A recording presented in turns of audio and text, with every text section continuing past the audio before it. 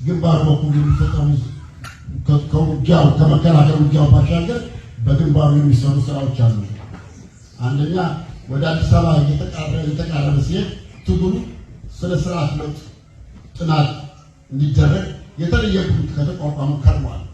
ይህ የሽግግር ቡድን ጦርነቱ አዲስ አበባ ሳይገባ ሰላማዊ ሽግግር ስርዓት የሚፈጠርበትን የተለያዩ ሲናሪዎች የተለያዩ ሁኔታዎች ጠቁሞ በተለያዩ ሁኔታዎች ምን አይነት ድርድር ከማን ጋር መሆን እንዳለበትና የሚደረጉትን ድርድሮች በምን አይነት ሁኔታ የሽግግሩን እያጠና ነው በአሁኑ ጊዜ። ሁለተኛ ወደ አዲስ አበባ ትግሉ ሲቃረብ መላው የኢትዮጵያ ሕዝብ የሚሳተፍበት ስለሆነ ከወዲሁ ሁሉንም ብሔረሰቦች ያካተተ ኮሚቴ ተቋቁሞ መድረሻችን ኢትዮጵያ ወደሚለው ምዕራፍ ስንደርስ ሁላችንም በአንድነት የኢትዮጵያን መልክ ይዘን ሁላችንም ወደሚያሰባስብ የሽግግር ስርዓት እንድንደርስ ሁኔታውን ለማመቻቸት የምሁራንና የተግባር ሰዎች ተሰብስበው እየተነጋገሩበት ነው። ስለዚህ ወደ አዲስ አበባ ስንደርስ የሚደረገው ትግል ሁሉንም ብሔረሰቦች ያካተተ ትግልና የሽግግር ስርዓት እንዲሆን ከወዲሁ ዝግጅት እየተደረገ ነው። ሀገራችን ውስጥ ሶስቱ ትላልቅ ጉዳዮች ምንድናቸው ብለን የአንድነቱ የጭፍጨፋና ዲሞክራሲ ብለናል። የፋኖ ሬሌቫንስ ሁለቱ ላይ ነው። ፋኖ ያስፈልገናል። ፋኖ በዚህ አንድነቱ ህወሓትን ሰራዊት ለመበተን ያስፈልገናል። ጭፍጨፋውን ለማስቆም ፋኖ ያስፈልገናል። እዛ ላይ ያከትማል። እነሱን ሁለት ጥያቄዎች ከመለስን በኋላ ግን ፋኖ ከዚህ በፊት ሲያደርግ እንደነበረው በታሪክ ሲያደርግ እንደነበረው አሁን ሀገር ስለተረጋጋች ማለት ነው ወደ የቤቱ ይመለሳል ማለት ነው። ወደ የቤቱ ይመለስና የዲሞክራሲውን ጥያቄ በምን እናስኬደዋለን ማለት ነው? በዚህ በፖለቲካ እናስኬደዋለን ማለት ነው። እንደኛ አይነት ፍጹም ሰላማዊ የሆነ የፖለቲካ ተቋም የፖለቲካ ድርጅት የሲቪክ ተቋማት ህዝባዊ አደረጃጀቶች የወጣቶች የሴቶች የሙያ ማህበራት ያን ትግል ሰላማዊ ትግል ከዳር ያደርሱታል ማለት ነው። ስለዚህ የትኛው ላይ ነው ከሶስቱ የትኛው ላይ ነው የፋኖ አስፈላጊነት? ሁለቱ ላይ ነው። ሁለቱን ግቦች ያለ ፋኖ ማድረግ አንችልም። ያለ ፋኖ መንፈስ ያበገረኝነት ህዝባዊነት ያለ ደሞዝ ለሀገር መውደቅ ከህዝብ ወገን ይሄ በጣም ወሳኝ ነው ሁለቱን ችግሮች ለመፍታትና ከዛ አኳያ ነው እኛ ፋኖ የምንደግፈው። ለፋክት ነው ማወራ ያለው በጎሳ ደረጃ ነው ያነሳውት ያለው አማራ የሚባል ማህበረሰብ አመጣጡን ነው ያስቀመጥኩት ያለው።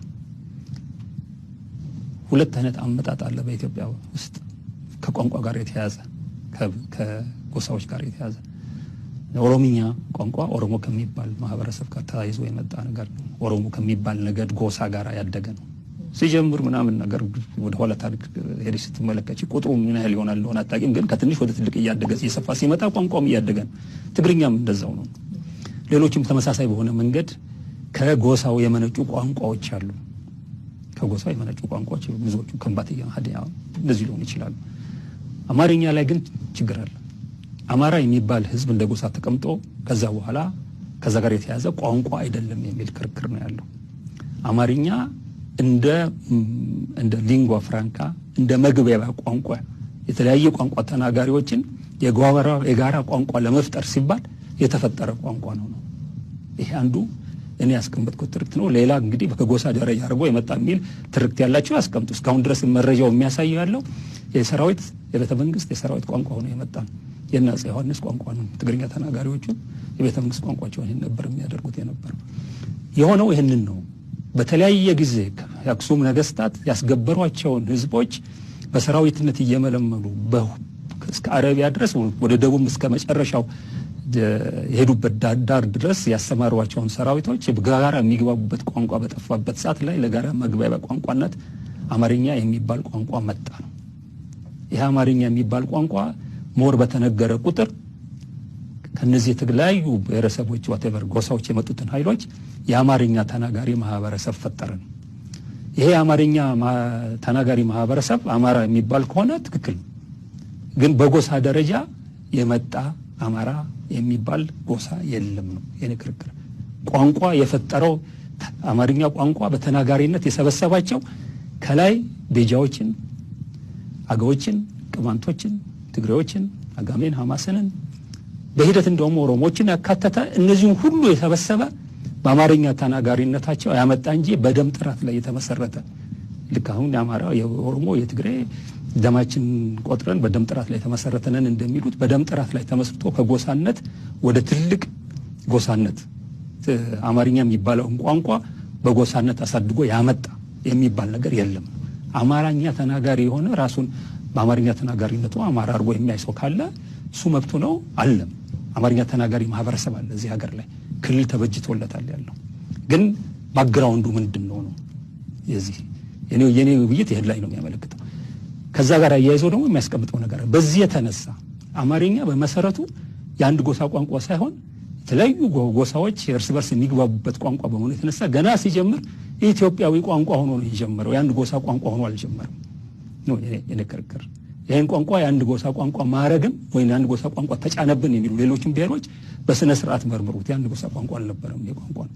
አማራ የሚባል ህዝብ አለ፣ አማርኛም ከዛ ነው የተወለደው የሚል ሰዎች ስላሉ እሱን ያብራሩ ነበረ። ወደ ዋናው ፍልቁ ነገር ያቀረቡት ያለው በደም ጥራት ላይ የተመሰረተ በጎሳነት ሊቀመጥ በሚችል መንገድ የመጣ የለም ነው ያልኩት። ያለው አለ ካሉ ማስረጃቸውን ያቀርቡ። ነገር አማርኛ ተናጋሪው የዚህ ቅድ የጠቀስኳቸው የተለያዩ ጎሳዎች በሙሉ ደማቸውን አንድ ላይ ቀላቅለው ቋንቋውን በመግባቢያነት ፈጥረው እያደገ በተጠቃሚነት በመሄድ የመጣ ማህበረሰብ ነው እኔ ያልኩት። ይሄን አማራነትን አመጣጡ ከኢትዮጵያዊነት ሊለይ የሚችል የነገድ መሰረት የለውም ነው ያልኩት። የለም ይከራከሩ ከፈለጉ።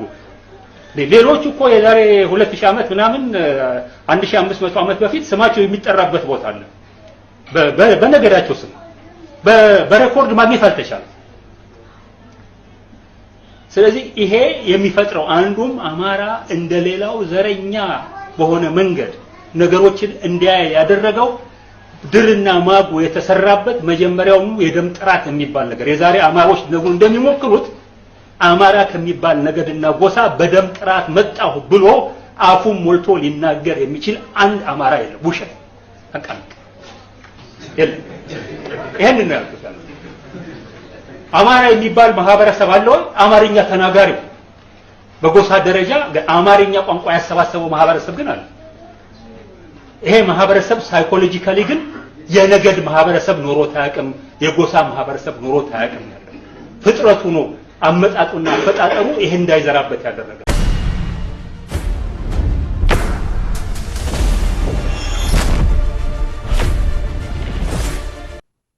በጣም ይደንቅላል ጋሽ ተክሌ። እንግዲህ በሰለጠነው ዓለም ኑሮ በትምህርት ደረጃም ቢሆን ምንም እንኳን ጸረ አማራ ጸረ ኢትዮጵያ ቢሆኑ እነዚህ ሰዎች እነ ሻለቃ ዳዊት በሐረር የጦር አካዳሚ ወታደራዊ መኮንን ብቁ ሙያ ያለው በአፄ ኃይለ ሥላሴ ዩኒቨርሲቲ የህግ ምሁር ሆነ የመጀመሪያ ዲግሪውን በህግ የተማረ ከዛም ኮሎምቢያ ዩኒቨርሲቲ ህግ የተማረ ከዋቂዎችም በላይ አዋቂ ነው። ሁለቱ አደረጃጀቶች በምንም አይነት ርዕዮተ ዓለም ተቃራኒ ሆነው አንዱ ተደራዳሪ ጸረ አማራ ጸረ ኢትዮጵያ፣ አንዱ ደግሞ ሩቅ አላሚ ለስር ነቀል ለውጥ የሚሄድ አማራን ታድጎ ኢትዮጵያን ለማስቀጠል ለማረጋገጥ የሚሄድን እናደራድራለን አንድ እናደርጋለን ሲሉ በምን ርዕዮተ ዓለም እንደሆነ እንደው ሰው አያስብም ብለው ማሰባቸው ነው አንደኛው። ሁለተኛ አቶ አንዳርጋቸው ጽጌ እኮ ፋኖ ሲጀመር እኮ ከንጭጩ ይሄ ኃይል ከንጭጩ ካልተቀጨ በኋላ አይቆረጠምም ብሎ እኮ የተናገረ ሰው እኮ ነው። አይ ነው እነ ብርሃኑ ነጋ በዛን ሰሞን አብረው መተከል ላይ አማራ ሲጨፈጨፍ መጤዎች ናቸው የተመቱ መጤዎች ሂደው እዛ ነዋሪውን ረብሸው እያሉ ሲናገሩ የነበሩ ሰዎች ናቸው።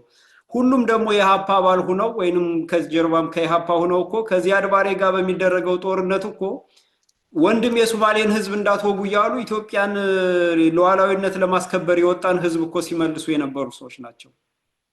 እና ይሄንን ሁሉ ትውልድ አያውቅም ብለው ለዚህ ሁሉ መብቃታቸው ሳያንስ እንደው አንድ ነገር አስታውስከኝ ጋሽ ተክሌ ስታወራ ይሄ ሀገራዊ ጥረት ብሎ ጋሽ ሻለቃ ዳዊት መቼም ከጸረ አማራዎች ጋር መወገን ጸረ አማራዎችን ወደፊት ማምጣት አማራን ማቆርቆዝና አማራን ማጥፋት አይኑን ያፈጠጠን የምስክር ነኝ ባይኔ ያየሁት ዛሬ የተናገረው ነገ ሸምጥጦ ክዶ ምንም እንዳልተፈጠረ የሚያስመስል ሰው በህይወት አይቼም ማላቅ ዘግናኝ ጨካኝ ውሸታም የሆነ ሰው አይቻላቅምና ግንባር ውስጥ እያለን የተናገረውን ደግሞ አይናገርም፣ ይሸመጥጣል። እስራኤል ሀገር መጥቶ የውጭ ጉዳይ ሚኒስቴር ውስጥ ገባ። አናግሮ ሳይወጣ ገና በረንዳ ላይ ቁጭ እንዳለ በኢሜይሉ ጻፍ፣ በትዊተሩ ለቀቀው። ከዛ ይቸው ለምንድነው ይሄ ብዬ እኔ ከይሄን ሰውዬ በቃ ስለሚጨቃጨቅ ጠይቁት ብዬ ለስራ አስፈጻሚ ብሎ ለሰበሰበው ከንቱ ነገርኳቸው። ሲጠይቁት የእስራኤል የውጭ ጉዳይ ሚኒስቴር ነው ቀድሞ በትዊተሩ የለቀቀዋል። የእስራኤል የውጭ ጉዳይ ከሻለቃ ዳዊት ጋር ከግንባሩ ጋር ተነጋገር ሁሎ የሚለቅበት ምንም ምክንያት የለውም። ቢሮ አንኳኩተ የገባህ አንተ ነህ እና እንዲህ አይነት ውሸት ለምን ይዋሻል? አድራሻውን ወደ 2 ቀን ወደፊት 2 ቀን ወደ ኋላ ብላችሁ ይዩት ይሄ ሰውዬ እንዴት እንደሚዋሽ ብለን የሸመጠጠና የካደ ሰው ነው። ትንሽ ሳንቲምም ቢሆን ሰብስቦ በኪሱ ያስቀረ ሰው ነው እና አገራዊ ጥረት የሚባለው ጋር ከነዲማ ነገው ጋር ሲቀርብ አንተን አሳጣው አንተኔ ብለህ ስትቀርብ እንዳትቀርብ አድርጎ አንድ አማራ ነው ምናምን ብሎ ፈጥሯልና እንደውም በአማርኛ ቋንቋ አንነጋገርም ሲሉ ነዲማ ነገው እንደውም እንግሊዘኛ ይሻላል ብሎ መርጧል ይባላል። ስለዚህ ነገር የምትለዋለ ታሪክ ነውና ጋሽ ተክሌ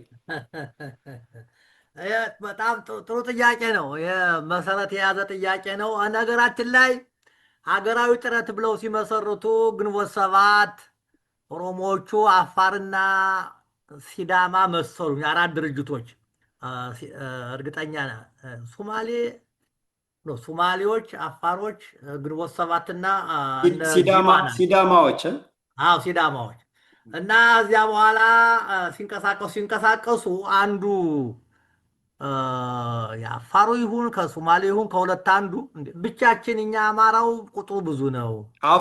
አፋር ነው። አንድ ሰው እኮ ያስፈልገናል ከአማራው ሀገራዊ ጥረት ሀገር ምንን ከሆነ አጋራ አንጡልን ይላል። ስለዚህ ፍለጋ ይፈለግ ተባለ ለአማራ የቆመ እና ተፈለገ እንደው ሌላ ይመዛል እንጂ ይሄኛው ልቶ ሌላም ነገር ስለሚያመጣ ሰዎች በኔ ተልከው ነበረ እኔን የሚያጠቁ በስብስብ ስም መተው ዳዊት ለማስረከብ ጫፍ ከደረሰ በኋላ መረጃው ደርሶኝ ያፈረስኩት ቡድን አለ። ያ ከሆነ በኋላ አጣን ብለው ያ ቡድን አልሳካለት ሲል ሞረሽን አፍርሶ ሊገባ የነበረው ቡድን አልሳካለት ሲል ሰው አጣን ይላሉ። ያው ሰውዬ እንዴ አማራ እያለ ሞረሽ እያለ የሚጮህ ሰው አለ አይደል? እንዴት ሰው አጣን ትላላችሁ? እሱን አናግሩ ይባላል። በዛ ምክንያት አሳይመንቱን እሱ ይሰጣል። እሱ ኤርትራ አንደኛ ጸሐፊ እያለ እኔ ትግራይ የኔ አለቃ የነበረው ሻለቃ ሙልጌታ አጎስ የሱ የቅርብ ጓደኛ ነው። በዚያ ሲመላለሱ አውቀዋለሁ። እሱ በዛ ጊዜ እኔን ግንዛቤ ይስጠኝ አላውቅም። እኔ የዛ ጊዜ ወጣት ነኝ እና በእነሱ ቢም አይደለሁም በስልጣን ደረጃም እንደዚያ ስለምንለያይ ያስታውሰኝ አላውቅም። በዚያን ያውቀዋለሁ እና እኔ እሄዳለሁ ይላል። ይደውልልኛልና እንዲህ ተፈጥሯል እንዲፈጥረናልና አንተም እንዲነህና ና ግባ ይለኛል። አይ እሺ እንድገባ ሀሳባችሁን ላኩልኝ። እኔ ድርጅት እየመራው ነው፣ ብቻዬን መወሰው ነገር የለም። ጽሁፋችሁን ላኩልኝና ያን መክሬ ከተስማማኝ እመጣለሁኝ አልኩት። እሻለና ያላለቀ ጽሁፍ ነው ግን ይገርማል፣ የሚያስቅ ነው። ይልክልኛል። ያ ጽሁፍ ህገ መንግስቱን ተቀብለዋል እንዳለ። ሌላ ችግር የለ። ህገ መንግስቱ ችግር የለበትም። ችግሩ የሚያስፈጽመው አቶ ነው። ዋናው ነገር ይሄ ነው። የቀረውም ዘባን ይዞ ብዙ ነው፣ ግን ይህን ተቀብሏል። ሁለተኛ ይላሉ ይህንን የሚመጡ ሰዎች የሚገቡ ሰዎች ዝም ብለው መግባት ነው እንጂ ሊያሻሽሉት ሊቀጅሩት አይችሉም የሚል አንቀጽ አላቸው። አይ ያን አየሁና አነበብኩኝ። የሚሻላቸው ሰዎች የተዋቱ መከርኩና ይሄ ከሆነማ መሆን ያለበትን የህገ መንግስት ሁሉንም ሰው አይወክልም፣ ህገ መንግስቱ መቀየር አለበት። ሰዎች ደግሞ ይግቡ ከተባለ ተስማምተው ወደው ነው እንጂ እኛ ባልነው ብቻ ሁሉ ትክክል አይደለም የሚል የራሴን ቨርዥን ጽፌ ጠበቅኩት። በ15 ቀን እንገናኝ ነበር፣ ይጠፋል። ወር ይጠፋል። ወረ መከናም ሲሆን ደወልኩለት። እንዴ ምን ነው እንዲህ ብለኝ እኮ ነበር ተዘጋጅቻለሁኝ ስለው አይ ግንቦት ሰባትና እኮ ነጎቹ እሱ ጋር ከመጣማ አንገባም ብለው አሉኝ። በምን ምክንያት? አንተ ጋላ ያክ ተሳደባለህ፣ ወራሪ ያክ ተሳደባለህ፣ እና ትክክል አይደለም እንደዚህ ነው አለ። እኔ ያው አንተ እኔ እኮ ታሪክ ነው የምናገረው። ይሄ ታሪክ ውሸት ነው ትላለህ? ወራሪ አይደሉም። ይሄ አልመጣም ያልኩት እዳሱ እኮ ታሪክ እኮ የሚጻፈው በእንትኖች ነው። ትክክል አይደለም። ይሄ አማራ ያዘጋጀው ነው። ትክክል አይደለም አለ። እኔም ሳልገባ ቀረሁኝ። ቀረ ያ ጥምረት ሳይሳካ ቀረልህና እነሱ ጥለውት አንጋለውት ሄዱ። ጥለት ይገባል ብሎ ያላየልን የነበረ ሰው ነው። ኋላ ደግሞ አማራን እናሰባስባለን ተብሎ በማን በኩል ይገባል? በአምባ በኩል። እሱ መሪ ነው መሆን የሚፈልገው። በአምባ በኩል ይገባና አንድ በሚቀርበኝ ሰው አለ።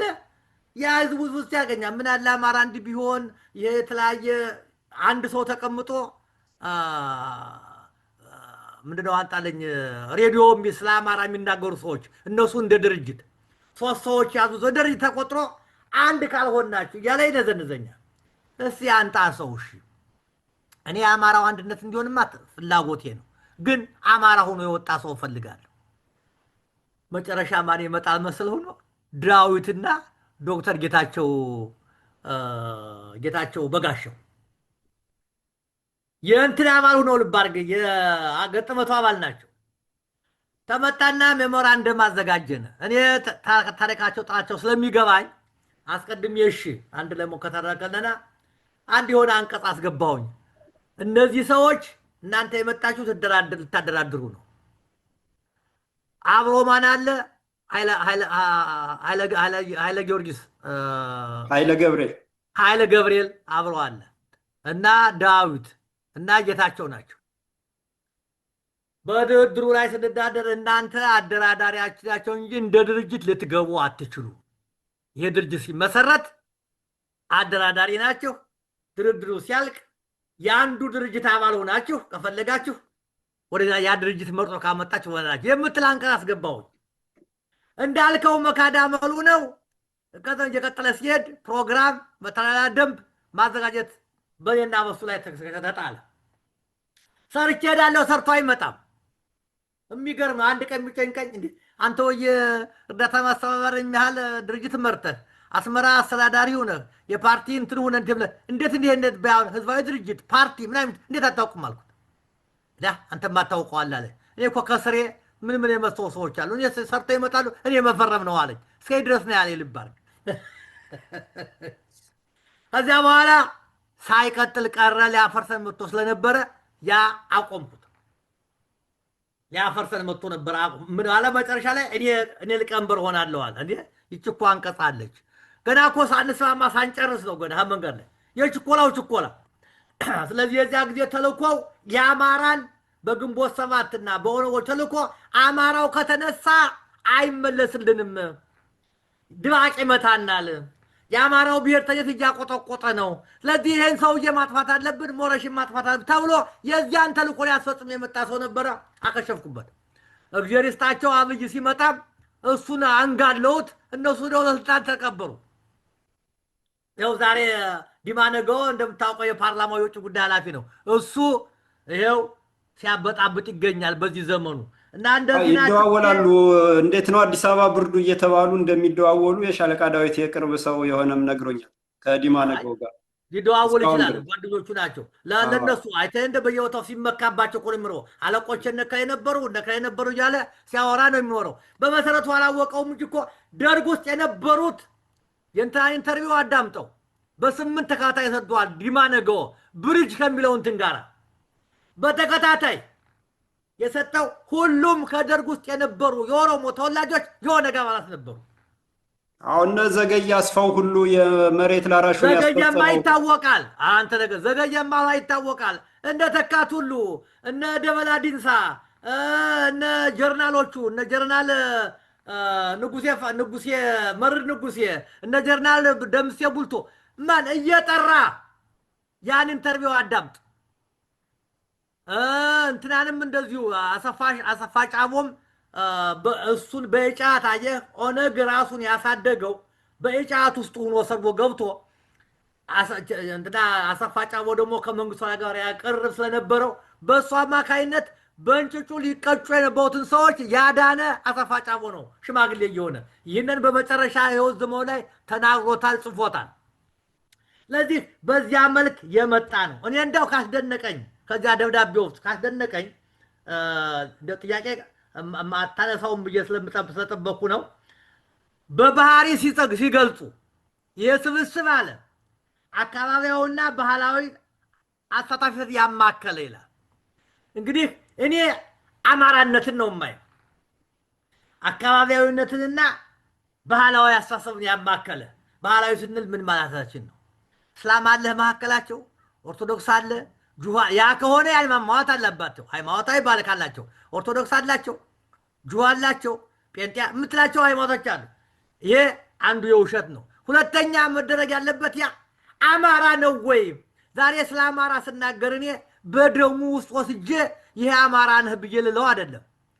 አማራዊ ስለ ልቦና፣ አማራዊ ውቅር፣ አማራውን ለኢትዮጵያ የከፈለውን መስዋዕትነት አሁን እየተደረገበት ያለው መከራ በትክክል እንደ ታዲዮስ ታንቱ የተረዳ ታዲዮስ ታንቱ አሁን ከኔ በላይ አማራ ነው። ከኔ በላይ መከራ የሚበላው ለዚህ ነው። እንደሱ የተረዱ ሰዎች ይፈልጋለሁ። እንደዚህ አላዩትም። ሁለተኛ ነፃ አስተሳሰብና ሚዛናዊ አቋም ያላቸው ይላሉ።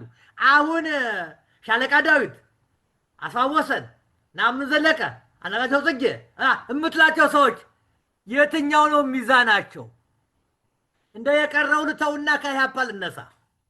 ኢህአፓ እኮ በዛች ቁራጭ ወረቀት የብሔር ብሔረሰቦች መብት እስከ መገንጠል ብሎ አምኖ ዲሞክራሲ ቁጥር 73ን ሰው ያንብብ፣ ኤርትራ መገንጠል አለባት ቅኝጋት ተይዛለች ብሎ የያዘ ነው። የእነሱ መሪ ብርሃነ መስቀል ረዳ ፍልስጤም ሂዶ ለኤርትራ ተማሪዎች ገና በድብቅ ድርጅቱ ሳይመሰረት የምንታገለው አንተ ነፃ እንድትወጡ ያላቸው ሰው ነው።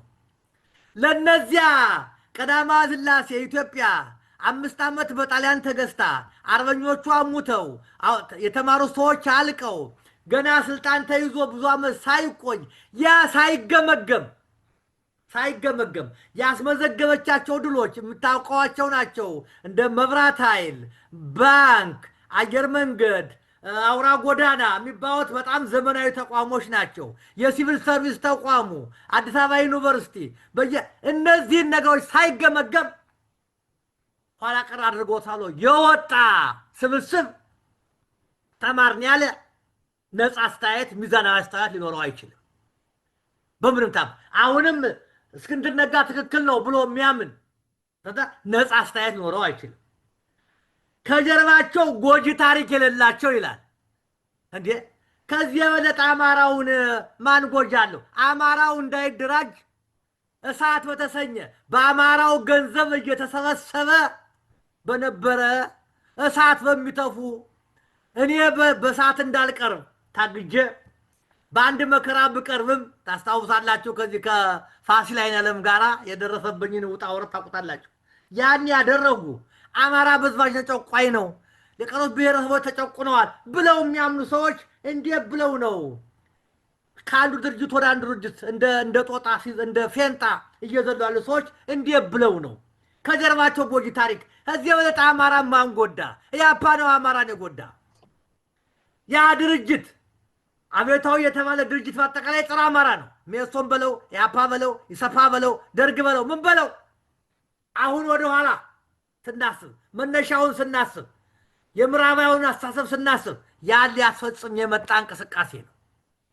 ምዕራባውያኖቹ ከአድዋ ጦርነት በኋላ ኦርቶዶክስን፣ ዘውድን፣ አማራን ማጥፋት አለን ብለው የዘመቱት ያንን ደግሞ አማራውን ሃይማኖትን ለማጥፋት ኮሚኒስት ተቀበልነ። ኮሚኒስት ሃይማኖትን አጥፋ። ሌላውን ለማጥፋት የምታየው ነው። ሃይማኖቱንም ዘሩንም መሬት ጋር ሲነቀል የከተማ ቦታ መሬት ሲወሰድበት እኮ አማራው ተነቀለ። ኢትዮጵያ ስሪቷ ህዝቡ ከርስት ጋር ነው፣ ከመሬት ጋር ነው። ያን ያሳጣ ነው ያ ትውልድ እና ይሄ ሚዛናዊ ሊባል ከጀርባቸው አስተማማኝ ታሪክ አላቸው። ደግሞ ራሳቸው ለራሳቸው ምስክር የሚሰጡት ሌላ ሰው እኮ አልመሰከረም። ማን መሰከረላቸው? ሰፊ ህዝባዊ እይታና አማራ አስተሳሰብ ያላቸው ናቸው ይላል። አይገርምህም?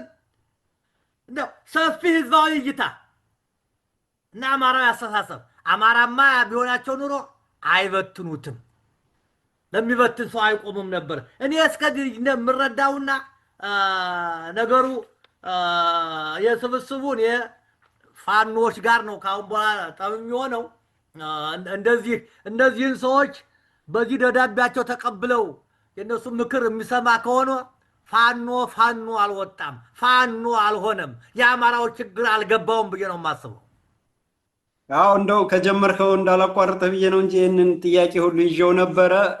በመሰረቱ የእነዚህን ሰዎች ጥሪ የተቀበለ ፋኖ የእነዚህ ሰዎች ቅጥረኛ ጸረ አማራ ቅጥረኛ ባንዳ ነው እንጂ አማራን ወክሎ ፋኖ ነኝ የጎበዝ አለቃ ነኝ አማራን ህልውና ታድጌ ኢትዮጵያን ቀጣይነት አረጋግጣለሁ በአማራ ላይ የተፈጸመ በሌላው ኢትዮጵያውያንም ላይ አይፈጸምም ብሎ ለማለት አይቻልም ማለት ነው። ይሄን ደፍረን ነው መናገር ያለብንና ሻለቃ ዳዊት ግንባር ውስጥ በነበርኩበት ጊዜ ማኒፌስቶ ያስፈልጋል አልኩት።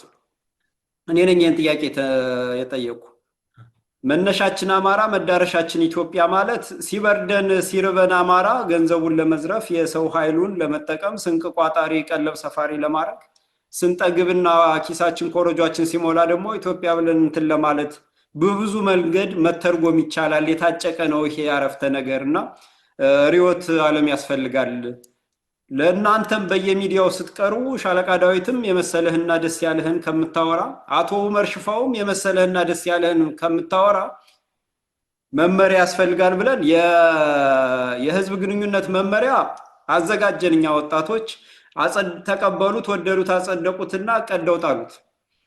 ሪዮት ዓለም ሲባል ሻለቃ ዳዊት ሪዮት ዓለም አያስፈልግም ማኒፌስቶ አያስፈልግም ብሎ ከለከለ። አንድ ያዝልኝ። ሁለተኛ ለንደን ላይ ሄዶ ፋኖ የተቆጣ ኃይል ነው አዲስ አበባ አይገባም። ለአዲስ አበባ ህዝብ ፋኖ ነፃ አውጪው ሳይሆን የህልውና ስጋቱ ነው፣ ተቆጧል፣ ሊጨፈጭፋል ብሎ መልእክት አስተላለፈ።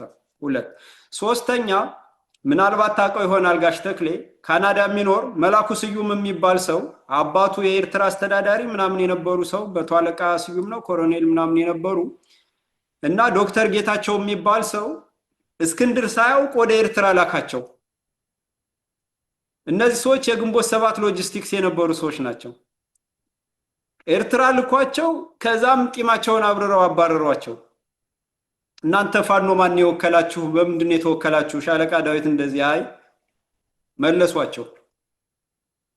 ካናዳ ሀገር ምን እንዳደረገ እዚህ ጋር መጥቀስ ስላለብኝ ነው። የግንባሩ ሰብሳቢ ነው። ካናዳ ላይ ሰዎች እነዚህን ሰዎች መላኩ ስዩምን በግል አካውንቱ ገንዘብ እንዲሰበስብ አድርጎ ሰዎችን ጠርቶ ግንባሩ ቢሮክራሲ ስላለበት ገንዘብ ስለማይለቅ መሬት ላይ ለሚፈለግ ገንዘብ ባካችሁን እርዱንና ገንዘባችሁን በመላኩ ስዩም አካውንት አስገቡ እያሉ አማራውን ሰብስበው ሌላ ሁለት ወጣቶችን አደንዝዞና ታሎ እንደዚህ አርጎ ብሎ ያሰበስባል። ከዛ ይቆጣሉ። እንዴት ግንባሩ ለህዝብ ታስጠሉ? ገንዘብ ግንባሩ የማይለቅ ከሆነ ለምንድን ነው ታዲያ በጎን እናንተ የምትሰበስቡት? ይሄ ህግ ወጥ አይደለም ወይ? ምንድነው እየተደረገ ያለ ብለው ጥያቄ ሲጠይቁት እኔ አይደለሁም ልጆቹ ናቸው ብሎ ሸምጥጦ የጠፋ ሰው ይሸመጥጣ። እና ነገራችን ላይ ከአራርሲ ሲወጣ አንድ ትልቅ ባለስልጣን ያወራኝ ነው፣ ስሙን አልጠቅስልህም። እኔ የማውቀው $300,000 ጠፍ ወሰደ። እሱም በልጦ የማታውቀው ነው እሱ ያላገባው ብር ልትቆጥረው አትችልም። የወሰደውን ብር ነው ያለኝ። ልትቆጥረው አትችልም። የተለያዛ ጊዜ በእርዳታው ምክንያት ማት መግዛት ይወስዱ ነበረ። እሱ እንደፈለገ ነበር የሚያዝበት፣ በብሩ አይታሰብም ነው ያለኝ። ሁለተኛ ይህም ብቻ እንዳይመስልህ 600,000 ብር መቼም ገንዘብ ካለበት እንደ ጆፌ አመራ ነው ብቅ የሚለውና ለፍርድ ቤት ህግ ባለሙያ ነኝ ፋረዳለሁኝ ብሎ $600,000 ተበሰበ ከአንድ ማን ተፈሪ ደምሴ ተፈራ ከሚባል ሰው ጋር አቶ ተፈራ ደምሴ እና አብይ አህመድን እንከሳለን አዎ ብለው የዚያ ጊዜ ሰነድ የላቸው። የተፈራ ደምሴ ደውሎ እባክህ ያንተን ሰነድ ላክልልን እናደርግ ነው። ሌላ የእኔ ለሞረሽ ያስጠናሁት ነው ላኩላቸው። እንደማታረጉ ታውቃለሁ። ይሄ ሰነድ 2 ጊዜም ገብቷል። የህግ ባለሙያ ጣቶ ነው የቀረ ብዬ ነገርኩት። ይኸው አሁን ታሪኩን ታውቃለህ። ብሯን የት እንዳደረሰው አይታወቅም። አሁንም ለተሰበሰበው ገንዘብ ደጋግሞ አበበው ነግሮናል። የተሰበሰበው ገንዘብ እኛም ወስጃለሁ ብሏል። 360 ወስዷል ብሏል። የቀረውም ድርሻውን ወስዷል ነው ያለን። ያን ያስደረገ ሰው ነው ገንዘብ ባለበት ቦታ ላይ ብቅ ይላሉ። አሁንም ገንዘብ እንሰበስባለን እንጠቀማለን ነው። ሌላ ነገር ይፈይዳሉ ብዬ አላምንም እኔ። አዎ እኔ እንደውም የሚታየ ከዚህ በተጨማሪ አሁን ይሄ እነሱን አዝሎ የገባው እስክንድር ነጋ ከጎንደርም እየተሸረሸረ ማንነቱ ተጋልጦ ትንሽ ጫፍ ነው የቀረው ሊጠናቀቅ። ሸዋ ላይም እንዲሁ እየተሰናበተ እንደ ጥንባንሳ ሞራ እንኳን ተጸይፎት እየተሽለከለከ ነው ያለውና መግቢያ በር ስላጡ የመጨረሻ እድላችንን እንሞክር ብለው ወደ ውስጥ ሰርገው ገብተው አንደኛ ስልጣን ለመጋራት፣ ሁለተኛ አሁንም ለመበጥበጥ አማራ ህልውና ትግል ግቡን ሳያሳካ ከሀዲዱ ወጥቶ እንዲጨናገፍ ለማድረግ እና ይሄ ጸረ አማራነታቸውን ለማሳካት ይሄ የደረሰ ፍሬም ፋኖ ሻለቃ ዳዊት በህይወት እያለ ሲጠፋ ማየትን ተመኝቶ የሚያደርጉት ነገር እንደሆነ ነው የሚታየኝ። ምክንያቱም በእኛ እምነት ከዚህ ቀደም ለትግሉ ባደረጉት ድጋፍና አሁንም ለህልውና ትግሉ ሆነ ለፋኖ ባላቸው ቅርበትና የጎላ ተሳትፎ ይላል ራሱ እነዚህን ሰዎች ሲጠቅስ። እነዚህ ሰዎች አንድ ባንድ እነናምን ዘለቀ አብይ አህመድ እንኳን ለመታደግ ከነታማኝ በየነ ጋር ሆኖ ዩኒፎርም ለብሶ አማራውን ዝመት ሂድ ክተት እያለ እንዴት ሲያሸማቅቁና ሲሳደቡ እንደኖሩ፣ ወጣቱ አንገት እንዲደፋ አማራ ነኝ እንዳይል አማራኛ ቋንቋ ራሱ የወታደር ቋንቋ ነው እያሉና እንዳርጋቸው ጽጌ ያንን ሲያስደርግ የነበረ ፋኖችን ከፋፍለው ጨርሰው ሲያስገድሉ ሻለቃ ዳዊት ራሱ እየደወለ ሲሳደብ ፋኖችን ከግንባሩ ውጭ የሆኑትን ቀጥታ ደውሎ ይሳደባል። እንደው ጥጋቡ ሁሉ እብሪቱ ሁሉ ከእድሜው ጋር የማይመጣጠን እንደው ኢትዮጵያዊ ሌላው ኢትዮጵያዊ እኮ የትኛውም ጫፍ ያለ እኮ ኢትዮጵያዊ መገለጫ እንትን አለ ይሉኝታ አለ። እንደው ትንሽ ቆንጠጥ የሚያደርግ ያዝ የሚያደርግ ነገር አለና የጸረ አማራነቱን ልክ ማለት ነውና እነዚህ በዚህ ልክ መጣው አሁን እኛ ራሳቸውን ሹመው ራሳቸውን መልምለው ራሳቸው ታማኝ ብለው ምን ይላሉ? እስካሁን ባላቸው ተሳትፎ ጉልህ አስተዋጽኦ ለትግሉ ያበረከቱ በፋኖ መሪዎች የታወቁና መልካም ግንኙነት ያላቸው በሚል የመረጥናቸውንና ፈቃደኝነታቸው የገለጹልን አንድ የፋኖ አንድነት አሳላጭ ኮሚቴ የተሰየመ መሆኑን እየገለጽ ይላል። የኋላ ታሪካቸው ሁሉ አለ ከላይ የኋላ ታሪካቸው ጎጂ ታሪክ የሌለባቸው ሁሉ ይላል። ምን አመጣው አሁን እንደው የሌለበት አይበንበት ነው የሚባል ወይ ያለበት ይበንበት ነው የሚባል ጋሽ ተክሊን ይሄን ሁሉ መቀባጠር ምን አመጣው? ያንን ታሪክ የንገሩኝ ለማለት ነው። እንደው እዚህ ጋር ብጨምረኝ ጋሽ ተክሌ አንተ ቀደም በስፋት የርኩበት ነው እሱን እኔ የሚገርም ነው። የኋላ ታሪካቸውማ ጸረ አማራ ናቸው። አማራ እንዲደራጅ አማራ ራሱን እንዲያስጠብቅ አማራ ሁሉ እንዲያመጣ አይደለም። የአማራው ትምክተኝነት እንደ ጉድ ይሰነፍጣል ብሎ የጻፈ ሰው መጽሐፉ በእጃችን ያለ አማራውን ማንነቱን፣ ባህሉን፣ ቋንቋውን እሱን ራሱን ህይወቱን እንዲያጣ ከፍተኛ መሳሪያ ነበር። አሁን ግን ግንቦት ሰባት ሰው ለአማራ ቁሟል ይባላል። አሁን የኢህአፓ የነበሩ ሰዎች ለአማራ ቁሟል ይባላል። እንደው አሁን ቅርብ ጊዜ የሚታተም ሪቪው ያደረኩት አለ። ለኢህአፓ ነባር አባል የጥላሁን ይግዛው ጓደኛ የነበረ ልጅ የጻፈው መጽሐፍ አለ። የሚገርም ነገር በመጨረሻው ጊዜ ነው የተረዳኝ። ኢህአፓ ጸረ አማራ መሆኑን መጨረሻ ነው የተረዳሁት ይላል። እና ኢህአፓም ሲፈርስ ታስታውሳለህ 72 መሪዎቹ ኤርትራና ትግሬዎች ነበሩ። የመጨረሻ የጋንታው መሪዎቹ 72 ላይ ሱዳን ድንበር ላይ ተገናኝተው እናጠናክረው ሲወያዩ የለም ከመጠናከራችን በፊት እስቲ ሀኛ ጋር ያለውን የሰራዊቱን የብሔረሰብ ስብጥር እናጥናሉ። ሲያጠኑ 85% አማራ ሆኖ አገኙት። ምን አሉ? እንዴ አማራ እንዲጠፋ ፈልገን አሁን የአማራን ሰራዊት ይንማ ጥለው መጀመሪያ ጥለውት ሄዱት መሪዎቹ ናቸው። ይሄ ይታወቃል። የነዚህ ውስጥ ገብቶ ሲያገለግሉ የነበሩ ሰዎች አማራውን ያስገደሉ ያዘረፉ ሰዎች መከራ የነበሩ ሰዎች ይሄ የስልሳው ትውልድ የሚባለው እኔ አሁን የዚያው አካል ነኝ። እኔ እንደው መወሰድ መቻል አለበት። ሀቅን መነገር ይግድ ያስፈልጋል። ያ ትውልድ ጸረ አማራ ነው። ያ ትውልድ ጸረ አማራ ነው። ያጠፋው አማራ ነው። ስለዚህ ከኋላ የሚያስደስት ታሪክ የላቸው አንዳቸውም። አማራን በተመለከተ አንዳቸው የላቸው አንዳቸው ለአማራ መጥፋት ለአማራ መሰደ አሁን ላለበት ችግር እንዲሆን ነው። እውነተኛ ሐቀኛ ቢሆን ኑሮ ሁሉም ንስሐ ገብተው አንድ ለንደን ያለ ሰውዬ በአንድ እንዳለ ጌታ ከበደ የሚቀርብ ፕሮግራም ገብቶ ይቅርታ ሲጠይቃቸው ፕሮፌሰር ሆኗል። ያ ጊዜ ያ ትውልድ አጥፍቷል። ወደኋላ ምን ተሰራ? ምን ችግር ነበረ? የኢትዮጵያ ስርዓተ መንግስት፣ የኢትዮጵያ ባህል፣ የኢትዮጵያ ቋንቋ ምን ችግር ነበረ ብለን አላጠናንም። ዝም ብለን በርዕዮተ ዓለም ተመርተን ርዕዮተ ዓለም ተከትለን አገር አጥፍተናል ነው ያለው። እነዚህ ሰዎች እንደዚያ ማለት ነበረባቸው። የአማራማ ወዳጆች ሊሆኑ አይችሉም። እያንዳንዳቸው ችግር አለባቸው። ለዚህ እኔ ከዚህ ውስጥ የተቀላቀሉ ሰዎች እርግጠኛ ነኝ አማክረዋቸው ወደው ገብተው ከሆነ ራሱ ይህንስ ይቀበላሉ። በስተት ከሆነ ከእሳቸው ነፃ ይሆናሉና በእኔ እምነት የኋላ ታሪካቸው አማራን በተመለከተ አማራን አስገደሉት። ጨቋኝ፣ መጤ፣ ነፍጠኛ፣ ጡት ቆራጭ የሚለውን አሰፉበት፣ አባረሩት እንጂ ለዚያ ቃል አልሞትም። ለዚያ ድምፅ የሆንኩትን እንዳው ከተባለ በየትኛውም ቦታ ላይ እኔ አሜሪካ ስሰበሰብ፣ አውሮፓ ስሰበሰብ፣ አውስትራሊያ ስሰበሰብ እንዳለ እንዳው እኔም እንዳይታዘቡኝ አንዱዓለም ተፈራ ሞረሽን እንድንመሰርት 6 ወር ካቆምነው ሰዎች አንዱ ነበር። ከ6 ወር በኋላ ግን ተበትኖ ቀረ፣ አልቀጠለም። ኃይለ ገብርኤልም እንደዚሁ አብሮ ነበር ሞረሽን መሰረት። ከዚያ በኋላ ግንቦት 7 አሸነፈው ሄደ።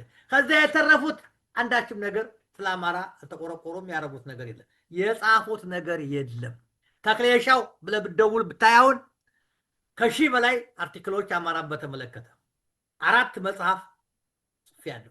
ከዚያ የተረፈ ዩቲዩቡን ፓልቶኩን የዛ ጊዜ የነበረው በእያንዳንዱ ነገር ላይ ስለ አማራ ሽንጤን ገትሬ መከራውን፣ ስድቡን፣ ውርደቱን ዓለምን ስዞር ሆቴል ተኝቼ አላውቅም። ከእያንዳንዱ ከሚጠሩ ሰዎች ወንድሞቼ ቤት ሶፋ ላይ እየተኛው ነው የቀሰቀስኩት። ግን ሰሚ አልነበረም እና ያ ይታዘበናል እንኳን አለማለታቸው። የሰውዬ እኮ በህይወት አለ ቢጠየቅ ምለና እንኳን አለማለታቸው አዙሮ አለማየታቸው ነው የሚታየኝ። አዙሮ አለማሰባቸው ነው። እና እኔ ከጧቱ የከሸፈ ነው። ማነው አንጣልኝ ዳዊት ያለበት ነገር ስንዝር አይጓዝም። እውነት ነው ጋሽ ተክሌ። እንደውም እዚህ ጋር እንትና አንዴ አገር ቤት እያለው ሱር ኮንስትራክሽን የሚባል የወያኔ ኮንስትራክሽን ተቋም ነበረ። 33ኛ ክፍለ ጦር የሚባል ደግሞ አዘዞ ላይ ነበረ። እነዚህ የቅማንት እያሉ ትግረኛ ተናጋሪ ባለጣሽ በረሃ እያሰለጠኑ የአማራን አርሶ አደር ጎንደር ላይ እያሳገቱ እንትን ሲሉ ጀነራል አሳምነው የእንትና ሲያስጠና የሚያደራጃቸውና የሚያሰባስባቸው የሐሳብ ምንጩ ዋናው ዳይሬክተሩ ፕሮፌሰር አለማንተ ገብረስላሴ ነበር። ከዛ ፕሮፌሰር አለማንተ ገብረስላሴ ከናባይ ፀሐዬ ጋር ሆኖ ጎንደር ህብረት ብሎ ጎንደርን ከአማራ ነጥሎ ለመጨረሻ በኢኮኖሚ አዳክሞ ህዝቡን መጥቶ መሪ አልባ አስደርጎ የትግራይ ሲሳይ ለማድረግ ሲሰራ ኑሮ ያ ሲከሽፍበት የቅማንት ኮሚቴ ብሎ የመጣ ነው። ጎንደር ህብረት ብሎ ሲመሰርቱ የጎጃም ደግሞ ጎጃም አሊያንስ ብሎ ብርሃነ መዋ የሚባል ግማሽ ኤርትራዊ ነው አሉ። እሱ አቋቁሞ እንደዚህ ወሎ ህብረት እያሉ ሊከፋፍሉ ሲሰራ የነበረ ሰው ነው። እና እንደውም አንድ ስብሰባ ላይ ፊት ለፊት አግኝቸው እነ ፕሮፌሰር ጌታቸው በጋሻው ጋብዞት ዛሬ አንተን ስላየሁህ በጣም ደስ ብሎኛል። ምክንያቱም ጎንደር ህብረት ብለህ አማራን ስታስመታ ኑረህ ከናባይ ፀሐዬ ጋር ሆነህ በኋላ ያ ሲነቃብህ ቅማንት ኮሚቴ ብለህ ገንዘብ እየሰበሰብ ስትሰጥ ኖረህ ስታጣ ገንዘብ አማራን እያገታችሁ ተቀበሉ የሚለውን ሐሳብ የሰጠ አንተ ነህ። የአማራ አርሶ አደር 150,000 200,000 እየተጠየቀ ጎንደር ላይ መከራ ስታስበላ ኖርህ። ያንተ ሐሳቤ ዛሬ ኦሮሞዎችም ወስደው አማራን እያገቱ 1 ሚሊዮን 2 ሚሊዮን እየተቀበሉ ነውና ስላየውህ እንደምናውቅህ ልንገርህ ብዬ ነው ስለው ማይኩን ዘግተውብኝ ያላወቁ ሰዎች ታሪኩን የማያውቁ ሰዎች በኋላ እንደውም ከጊዜ በኋላ ከ2 ዓመት በኋላ ይቅርታ ጠይቀውኛልና እነዚህ ናቸው የተሰበሰቡት ጋሽ ተክሌና ሌላ ደግሞ አንድ እንደውም ሻለቃ ዳዊትና ልውሉ ሻለቃ ዳዊት አማራ ጨቋይ ነው፣ ነገስታቱ ጨቋይ ናቸው፣ ፊውዳል ናቸው ብሎ ነገስታቱ አፄ ኃይለ ሥላሴም በትራስ ታፍለው እንዲገደሉ ያስደረገ ነው። ልዑሉ ደግሞ የልዑላን ዘር ነኝ ልዑል እያለ ነው ራሱ የሚጠራና ሁለቱ ምን አስተሳሰብ አስተሳስሯቸው ነው አንድ ላይ ሊቆሙ የቻሉት? አጥፊና ጠፊ አይደሉም ወይ? እኔ ይህ በአጭር ቃል የሁለቱ ግንኙነታቸው እኔ ልዑሉ እንደው አማራ ቢሆን ኑሮ የአማራ እንትን ይኖረው ነበረ፣ ወኔ ከአባቴ ገዳይ ጋር አልቆምም ይል ነበረ። ያ ወኔ ብስ በወኔ የከዳው መሆኑ ይታየኛል። ሁለተኛ እንሳሰር ከተባለ እንግዲህ የሸዋ ትውልድ ካያሳስራቸው በስተቀር ርዕዮተ ዓለም አያገናኛቸው፣ ሊያገናኛቸው አይችሉም። ግን ሁለቱ ሰው የጠና ርዕዮተ ዓለም አላቸው ወይ ነው? እኔ ያላቸው አይመስለኝም። ለአንድ ርዕዮተ ዓለም የሚገዛ ህሊና አላቸው ወይ? ሀቀኛ ሰው እኮ ለአንድ ነገር የሚቆመው። ሻለቃ ዳዊት ጸረ አማራ ነው ርዕዮታ። የሻለቃ ዳዊት አማራ ማጥፋትና ከምድረ ገጽ አጥፍቶ ኢትዮጵያ ስትፈርስ ማየት ነው። ሲረዳቸው ሲያግዛቸው የነበረ የቀይ ኮከብ ዘመቻ ጥሪ የሚባለውንም ሰነድ ሰርቆ ወጥቶ ለሻቢያና ለወያኔ የሰጠ የጦር መኮንኖችን ያስገደለ እና አክሊሉ ሀብተወልድ ሁሉ እየታነቁ እንዲገደሉ ያስደረገ የተማሪዎች አብዮት እየተባለ ያን ሁሉ ያቀነቀነ ነው። እንግዲህ በእድሜ ጠገቡና የተማረው እሱ ነበር። የተማሪዎችን አቀን ራሱ በጻፈው መጽሐፍ ነው እንግዲህ ሬድ ቲርስ የቀዩ እምባ የሚለው ላይ ገጻ 17 ላይ መንግስቱ ኃይለማርያም ኦሮሞ በመሆኑ ደስ ብሎኛል አማራ ባለመሆኑ ምናምን ብሏል። ምንም ጥያቄ እሱ እኮ የምልህ ጸረ አማራነቱማ ምንም። አሁን እንግዲህ ርዕዮተ ዓለም ስንል አማራን በመጥላት የሚመሰረት ከሆነ አብሮ ያሰድንላል። የኛው ሰውዬ አሁን ያልኩ ሁለቱን ስናያይዛቸው በምን ተያያዙ አሁን ካልነ በንግግራቸው ተያይዘዋል። በምን ተያያዙ? የኛው ከኦሮሞ ጋር ያልተጋባ ቆማጣ ነው ቡዳ ነው ብሎናል። ይሄ ደግሞ አሁን ቅድም ያልከው ሬትርስንም አልከው ደጋጎም እንደተናገረው ጸረ አማራነቱን መንግስቱ ኃይለማርያም ከኦሮሞ መወደስ ብሎኛል። አማራ እንኳ ተመረጠ ጸረ አማራነቱን ያሳያል። ይሄ ሊያስተሳስራቸው ይችላል። ሁለተኛ ግን በሁለቱም ግን ይቆማሉ ወይ ሰዎች? አሁን እነዚህም ሰዎች ትናንትና የነበሩበት ርዕዮት አማራ ጨቋኝ ነው፣ አማራ በዝባዥ ነው ሲሉ የነበሩ ናቸው ሁለቱ። ልባል አሁን ደግሞ ተመልሰው የለም አማራ ይለዋል። ይሄ ለምን ሆነ? ሌላ ጥያቄ ነው የሚያመጣውና እኔ በአጠቃላይ የጎንደር ህብረትን ስታነሳ በአእምሮዬ የመጣለ ታስታውስ እንደሆነ በየቦታው ሲሄድ የስብሰባዬ ጠራት ሆነው የሚቀርቡብኝ ግንቦት ሰባቶች ነበሩ። ስለዚህ አማራው እንዳይሰባሰብ አማራውን በክፍለ ሀገር እንክፈለው ብሎ መመሪያ የሰጠ ደብዳቤውን አንብቤያለሁ። እኔ ለሸዋ የሰጠውን ተመሳሳይ ነው የሰጠ። የጎንደር ህብረት፣ የሸዋ ህብረት፣ የወሎ ህብረት፣ የጎጃም ህብረት ትለው አላያንስ ብላችሁ ፈጠሩ ብሎ ቅድም ለነገራኛል ብርሃነ መዋ የግንቦት ሰባት ሰው ስለነበረ እዚያ ቀደም ሲል ከብርሃኑ ነጋ ጋር አብረው መጀመሪያ የቀስተ ደመና የሚባለው ድርጅት አባል ነበረ። አላይ መጥቶ አሁን ቅንጅትን እንቅስቃሴ ያከሸፈ አንዱ እሱ ነው። እነዚህ ሰዎች አማራው አንድ እንዳይሆን አንድ ከሆነ ደግሞ እንዲከፋፈል ስራ የሰጠ ግንቦት ሰባት ነው። በዚህ አንጻር ጎንደር ህብረትም ቀደም ሲል የጎንደር ልማት ድርጅት ማባል ነበር። በአቶ ዳኛው ወልደ ስላሴ ሰብሳቢነት የተቋቋመ ማህበር ነበር። ታስታውሰው ይሆናል። ያ ኤክስቴንሽን ነበረ ከዚህ ሀገር። ያንን ስሙን ቀይረው ጎንደር ህብረት ብለው አሁን ያውቃቸው ሰዎች በሰብሳቢነት እሱ ያለበት እንደው ትላልቅ ሰዎች የምንላቸው የገቡበት ነው። እነሱ እኔ በሄድኩበት ቦታ ሁላ አንቱ ላይ ይቆማሉ። አሁን ሲያትል ሲሄድ ላስ ቬጋስ ሲሄድ ጎንደር ተወልደው ያደጉ እንጂ አማራ ያልሆኑ ሰዎች አገኙ። አንደኛው ወላይታ የሆነ አንደኛው ትግሬ የሆነ ያን ይዤኔ እንደው ምን ሲል ጎንደር ቢያጣ ጎንደር ካላቸዋቸው የአማራ ጥላት የሆኑ ጠፍቶ ነው ይሄን በአደባባይ አጻተውባቸው እና ከዚያ መሃል ተሰበሰቡና ደግሞ የኛ ሽማግሌዎች የተባሉ ሰዎች ተሰበሰቡና ሞረሽንና ጎንደር ህብረትን እናጣጥም እናስታርቅ ብለው ደግሞ መጡ ወደኔ። እሺ ጥሩ ይንጡ ሲል እንባባላለን። ክርክሩን ሊቋቋመው አልቻለም። መጨረሻ ምን ይለኛል ገብረ ስላሴ ይሄ እኮ ጋይንቲ አይደለም ማለት ልብ አድርግ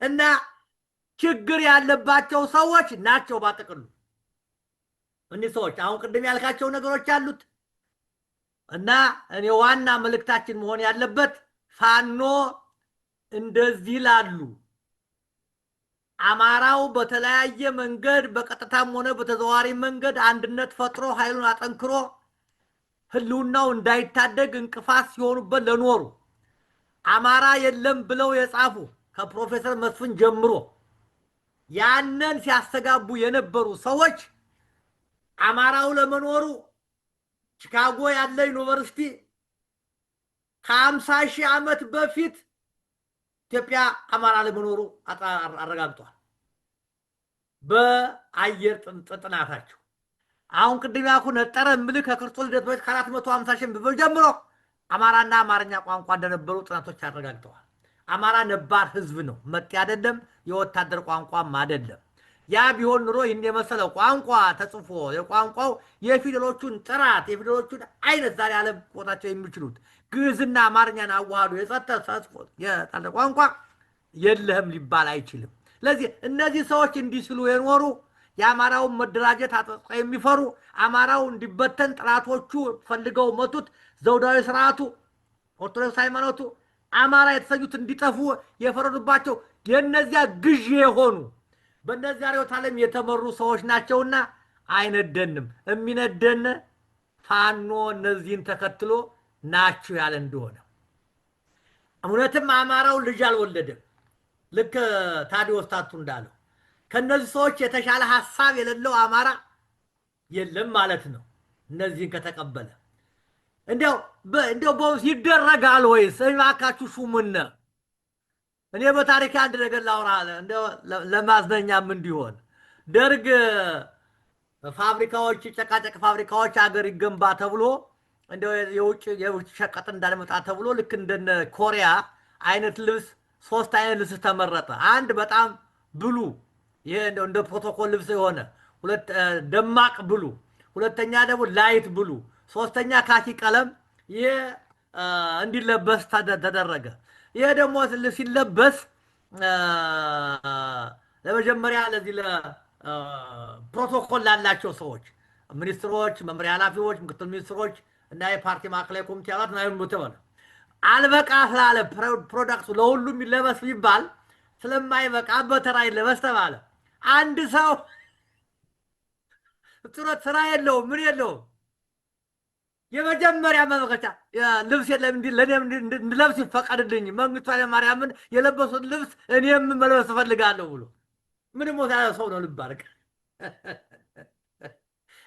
ልክ እንደዚያ ነው እኔ አሁን የማየው ሰዎች እንዲህ ይደረግልኝ ወይ አደራይተው መርተው ቀደም ሲል አማራውን ሰብስበውት አግንተውት ተጽዕኖ ፈጥረው ቢሆን ኑሮ መጀስ ሰው አላቸው ተሰባስበዋል ልትል ትችላለህ በእነሱ እኮ ሰው ይገኛል ልትል ትችላለህ አንድ ሰው እኮ የሚከተላቸው የለም አሁን ብርሃነ መስቀል ልባርክ ድምፁ ሰምቶ የሚያውቁ ሰው አይደለም አየን ሲመሰረት ያየን አማካሪ ሰው ሆኖ ቆጭ ብሎ አየን መሰረተ ወር ሳይሞላው ግን ጸራጅር ነው ቆመ ኋላ ቆየና ደግሞ አንድ ምክክር ቆንጣን ፈጣለው ብሎ ፈጠረ የት እንደደረሰ አላውቅም አሁን ደግሞ ከዚህ በየቦታው በየድርጅቱ ምን ማለት ነው ይሄ እና የኔ ከድሜም ዕውቀት ከተባለ እንግዲህ እንዳጋጣሚ የተማርነው ትምህርት መጠየቅን አያመጣም ማስታወስ ስለሆነ እንደው ያለፈውን ማስታወስ ነው እንጂ አዲስ ነገር አልያዙም ማለት ነው መጠየቅን አላዩትም አልጠየቁበትም ባይነኝና እኔ እና የሚያሳፋር የሚሆነው ፋኖ እነዚህን የተቀበለ እንደሆነ እዚያ የተረፈ ለምን ጠየቃችሁ ማለት አንችልም ምኞታቸውን አድርገዋል በይፋ ሰጥተውናል አይተናቸዋል ይሄንን መታዘብ ነው የኛ ኃላፊነት እንደዚህ ነው የማየው በጣም ጥሩ ጋሽ ተክሌ እንደውም ብርሃነ መስቀል የሚባለው ሰውዬ ሲጀመር ጀምሮ ባልዋለበት ስም ተሰይሞለት አቤት የሚል ሰው ነው አምባሳደር ሲባልና እንደ ታሪኩ ከሆነ አምባሳደርም አይደለም አፍሪካ ውስጥ ለሆነ ጉዳይ እንደዚህ ስራ ተቀጥሮ ሰራ እንጂ ኢትዮጵያን ወክሎ አንድን ሀገር ወክሎ በአምባሳደርነት በቆንስላነት የሰራው ነገር አይደለምና ስሙን ከመቀበሉ ይሄ ዶክተር አብይ ዶክተር ምናምን እየተባለ ለስያሜ ዶክተር አባዱላ ዶክተር ገዱ አንዳርጋቸው እንደሚባለው የተቀበለው መሄዱ ራሱ ኢሞራላዊ ነው ብዬ ነው ማስበው። አንድ እንደውም ትዝ ይለኛል 2014 ላይ ስለ አንድ እንደዚህ አይነት ነገር መጥቶ አንተ ነህ አርቲክል ጽፈህ 2014 ላይ ነው ያነበብኩትና ጸረ አማራ ነው አንተ መልስ እየሰጠ ያለው ጸረ አማራ ስለተጻፈ ነገር ነው እያስረዳ ያለው። እዛ ውስጥም የሃፓን የመሰረቱት 4 ሰዎች ትግረኛ ተናጋሪ ብለህ እነ ግዛው ምናምን ብለህ መይሶንን እነ ኃይሌ ፊዳ ወዛደር ሊግ እነ ሰናይ ልኬን ምናምን ሁሉ ጠቅሰህ የጻፍከው ትዝ ይለኛልና እዛ ውስጥ እንዲህ አይነት ስውት ሰዎች ነበሩ። አሁን በደንብ ስላላስታወስኩት ነው። እንዲህ አይነት ስውት ሰዎች መጣው ሐሳዊ ሰዎች መጣው ነበር አማራን አታክ ለማድረግ የሌላ አስተሳሰብ ይዘው መጣው ራሳቸው መርጠው ራሳቸው ሹመው ራሳቸው ጠሪ ሆነው ራሳቸው ብይን ሰጪ ራሳቸው ተመራጭ ሆነው የመጡትና እንደ ፍኖተ አማራ የአማራ ህልውና የሚረጋገጠው ፋኖ በአሸናፊነት 4 ኪሎን ተቆጣጥሮ የፖለቲካ ስልጣኑን በእጁ ሲጨብጥ ነው። ይሄ ደግሞ የሚረጋገጠው በትክክል መሆኑ የሚታወቀው እነዚህን አጥፊ አደረጃጀቶች የኦሮሞማ ርዕዮተ ዓለምን ለማስፈጸም የተቋቋሙ አደረጃጀቶች በሙሉ በአዴን ወያኔ ትህነግና ይሄ ባልደራስ ባላደራ ምናምን የሚባል ግንቦት 7 ኢዜማ የዘመኑ ኢሃፓ ማለት ግንቦት 7 ኢዜማ ነው። ባልደራስ ባላደራ ነው የዘመኑ ኢሃፓ ማለት። ያኔም ወያኔ እንዲገነጠል ሻቢያም እንዲገነጠል ኦነግም እንዲገነጠል አስቻይ ሜዳ ሲፈጥር የነበረው ኢሃፓ ነው። አሁንም አስቻይ ሜዳ እየፈጠሩ ያሉት እነሱ ናቸው። እነዚህን በህግ አግዶ አጥፊዎች ለፍርድ ቀርበው በኢትዮጵያ ምድር ስር ነቀል ለውጥ ሲታወጅ ነው የሚል አቋም ነው ማራምደውና ጋሽ ተክሌ አንተም ለፋኖ መሪዎች አሁንም ያልጠራል ፋኖ መሪ ላይ ሆነው አዙሪት ውስጥ ለመክተት የሚሰሩ አሉ ገና ካባቸው ያልተገፈፈ በግልጽ እንሄድባቸዋለን ወደፊት የህልውና ትግል ነው የግለሰብ ጉዳይ አይደለምና እነሱ በጊዜ አውቀው ሚናቸውን ለይተው እስከሚይዙ ድረስ ማንነታቸውን እናጋልጣለን። ግን አጠቃላይ የአማራ ፋኖ አንድነት በጎንደር የአማራ ፋኖ በጎጃም የአማራ ፋኖ በቤተ አማራና የአማራ ፋኖ በሸዋ ለስር ነቀል ለውጥ የሚሄድ ሩቅ አላሚ የአማራን ህልውና ታድጎ የኢትዮጵያን ቀጣይነት ለማረጋገጥ የሚሄድ ነውና በዚህ ውስጥ እንዲህ አይነት ሐሳዊ ጸረ አማራዎች ሲመጡ እናስተናግዳለን የሚል ራስን ማስበላት ወይንም ባንገት ገመድ ማጥለቅ እንደሆነ ነው እኔ የምረዳ። እንደው ለነዚህ ፋኖች ፋኖ ነው የአማራ ህዝብ የህልውና ትግል ላይ ነው። ግን አመራሩ ላይ የምታስተላልፈው እንደው የመጨረሻ ነው የምትለው ይሄ ነው መሆን ያለበት የሚያዋጣን እንደ አማራነታችን ህልውናችን የሚከበረው ኢትዮጵያዊነት የሚቀጥለው ኢትዮጵያም እንደ ሀገር የምትቀጥለው ይሄ ቢደረግ ነው ብለህ የምታስተላልፈው መልእክት ካለ ጋሽ ተክሌ? አመሰግናለሁ። ሰፊ ትልቅ ጥያቄ ነው። እንደኔ ይሄ ሊሆን የሚችለው የመጀመሪያ ደረጃ ፋኖ ነኝ የሚል ሰው የጠራ ርዕዮተ ዓለም የጠራ ዓላማ የጠራ ግብ እስከሌለው ድረስ ፋኖ ሊሆን አይችልም። ይህንን አስቀድሞ መሰየም መቻል አለበት። ስለዚህ እኔ ርዕዮተ ዓለም ምንድን ነው ሲሉት አማራነት አማራ ነኝ ሲል ነው። አማራ ነኝ። የአማራ ርዕዮተ ዓለም ምንድን ነው? የአማራን ህልውና ማስጠበቅ አማራው እስከ ዛሬ ድረስ የደረሰበትን በዘመነ አብዮት ጀምሮ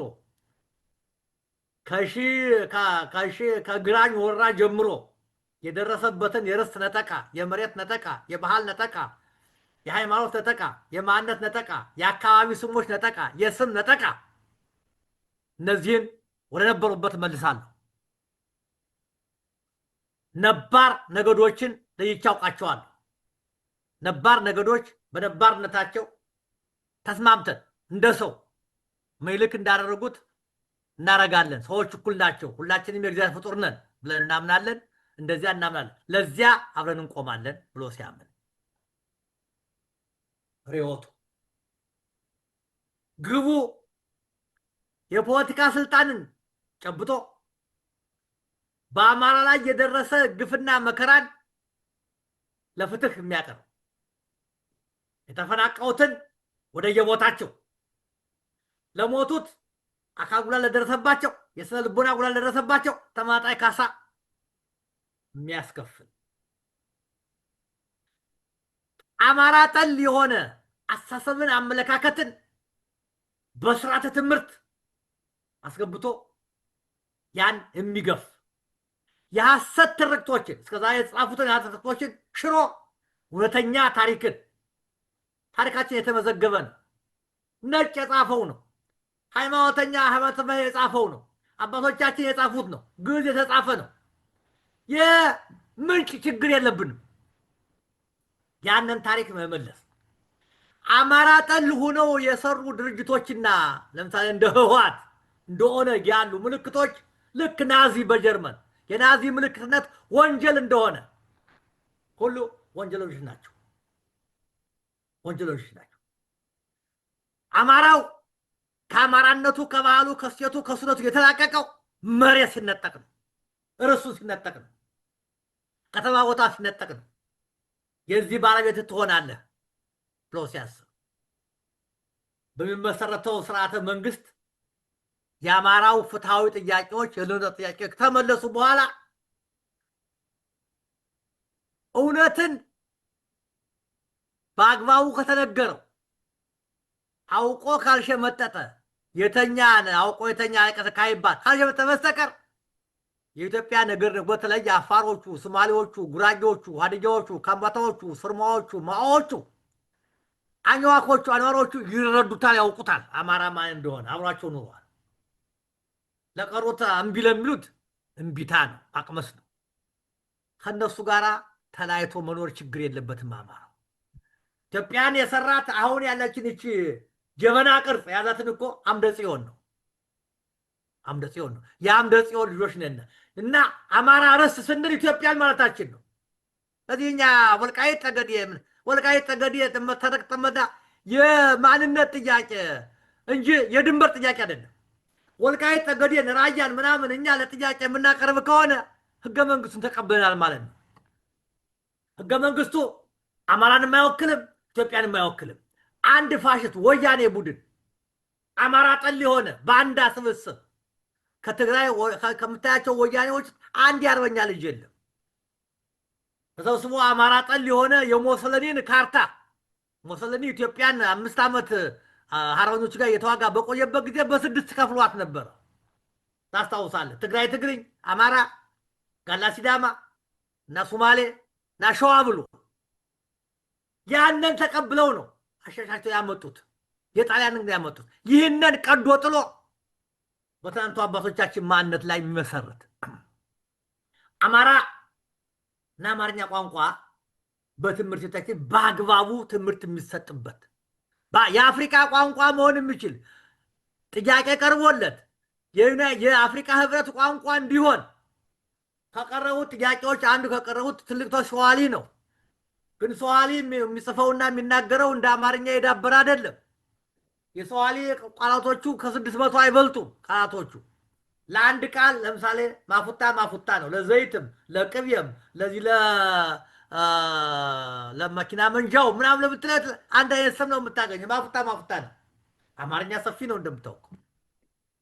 እና ያተው የተባለውን ቋንቋ ሊያጠፋ የተነሳ አካል ዛሬ አዲስ አበባ ላይ ኦሮሞ ጠላለ አማሪ ኦሮሞኛን አስተምሩ ነገ ጧት መግባባት ይለናል እንዴ?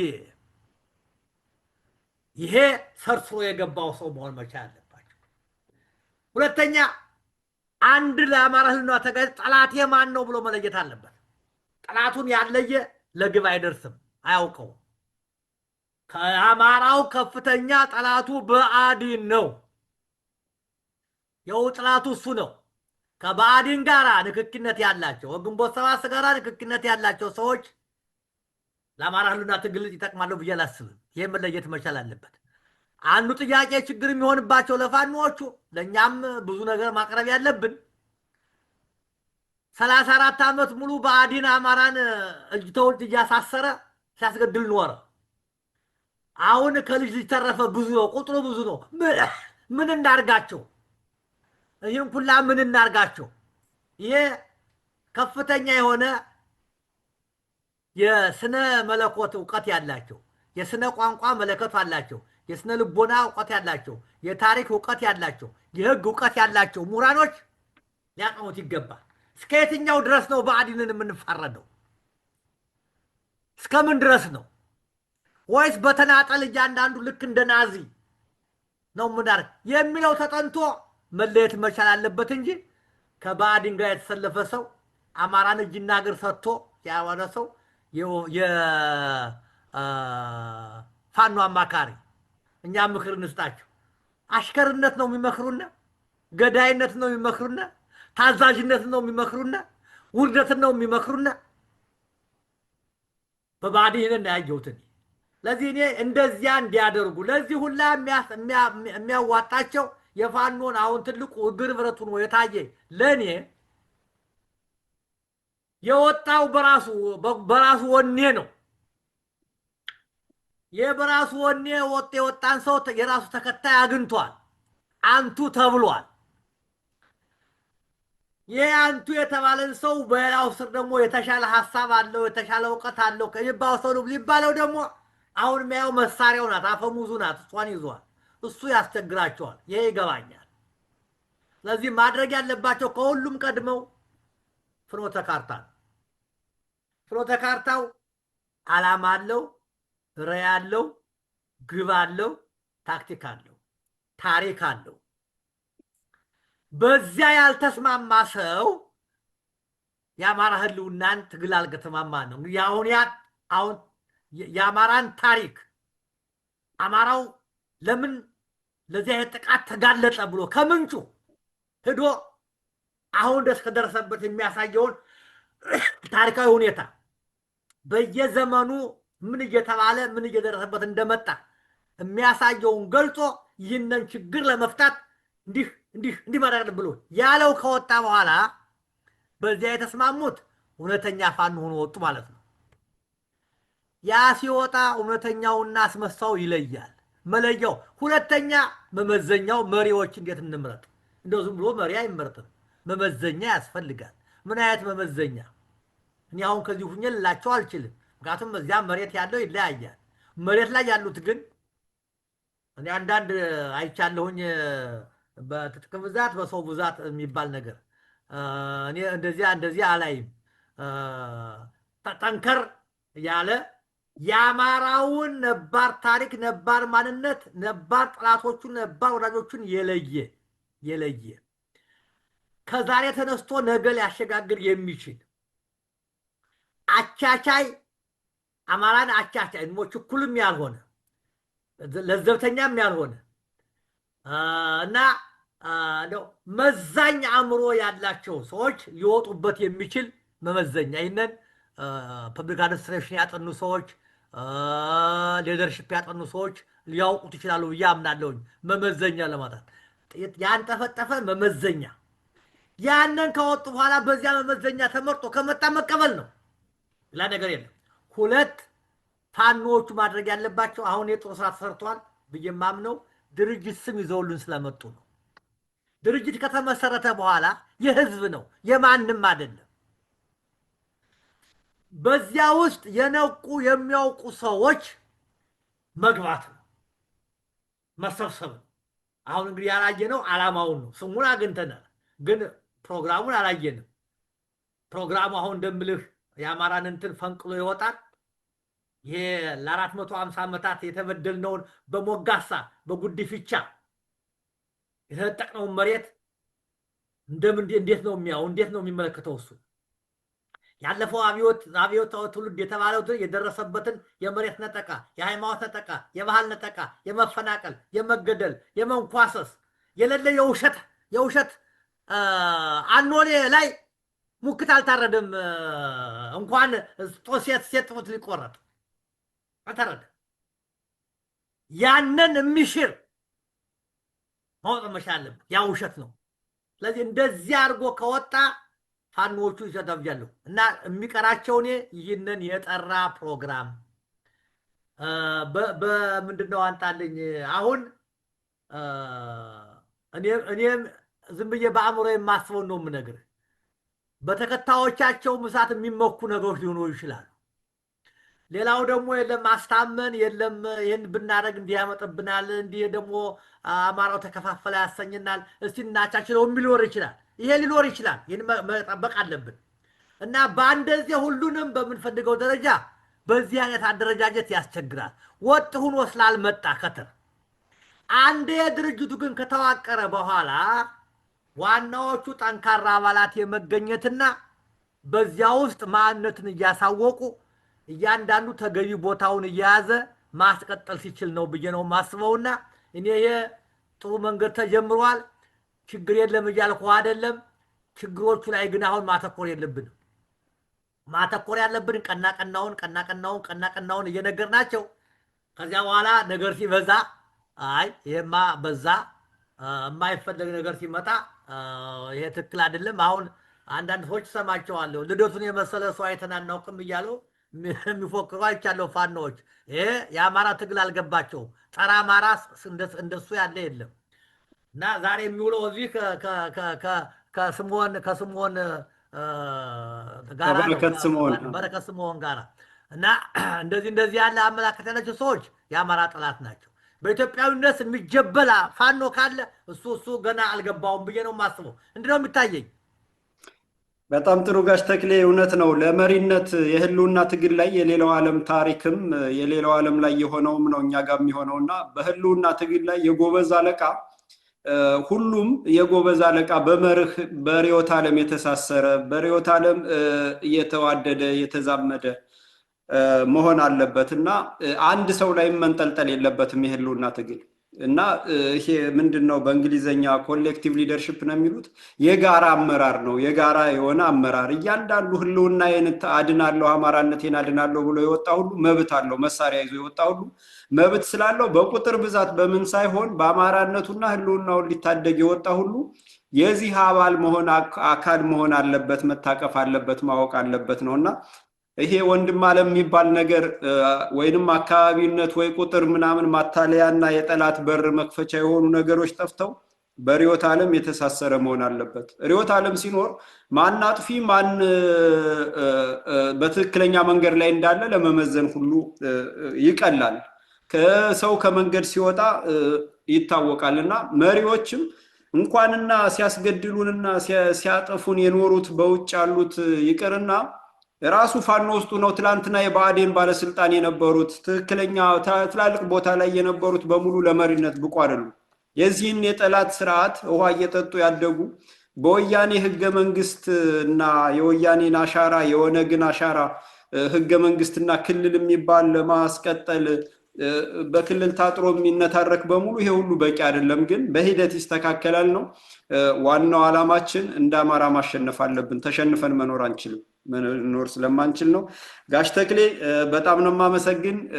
እግዚአብሔር ያክብርልኝ፣ ኖርልን።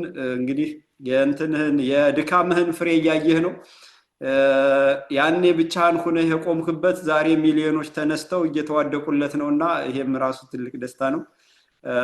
እንግዲህ አድማጭ ተመልካቾቻችን ፍኖተ አማራ በዘመር ቲቪ በሳተላይት ይሰራጫል። በሳተላይት መከታተል የማትችሉ ደግሞ ፍኖተ አማራ ዩቲዩብ ቻናል አለ፣ በዛ እንድትከታተሉን እና ላልሰማ እንድታሰሙ ለአላየ እንዲያይ እንድታደርጉ አሳስባለሁ። የዛሬ ዝግጅቴ ጋሽ ተክሌ ጋር በዚሁ ጨርሰናል። አመሰግናለሁ። ሰላም። እግዚአብሔር ይስጥልኝ።